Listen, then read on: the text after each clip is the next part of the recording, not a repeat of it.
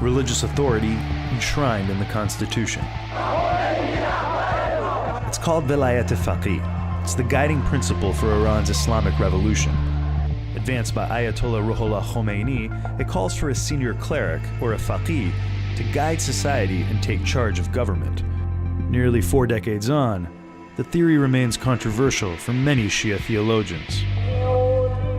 But what seems like an esoteric debate for the seminaries actually has far-reaching consequences for the region. It casts 2 centers of Islamic learning in a rivalry for theological influence. Najaf, Iraq, for centuries the heart of the Shia world, and Qom, the spiritual home to Iran's religious establishment.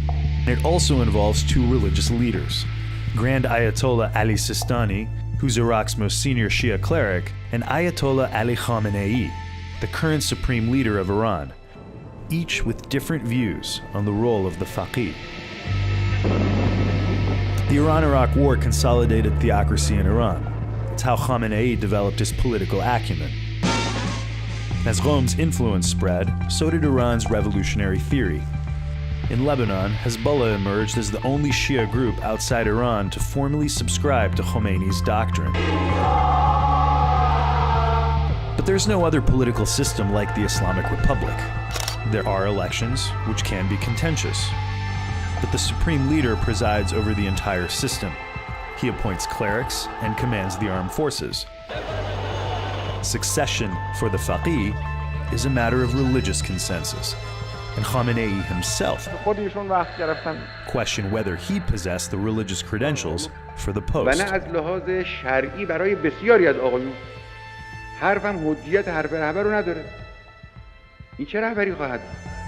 Sistani has never recognized the legitimacy of guardianship.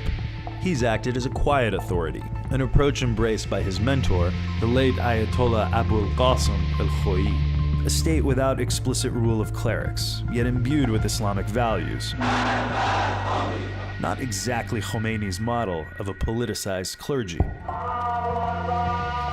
When the US invaded Iraq in 2003, Najaf experienced a religious revival, and Sistani emerged as a significant public figure, issuing several fatwas promoting democratic rule in Iraq. The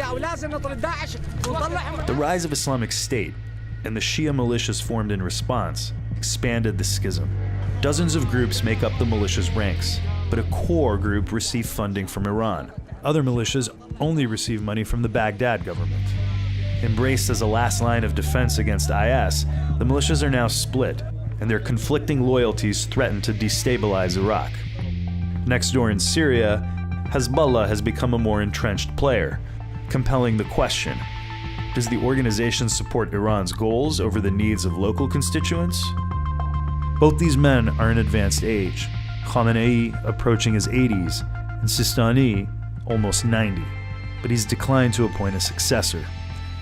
And questions of religious authority take on a political dimension, which will affect the direction and shape of Shia politics for the next generation.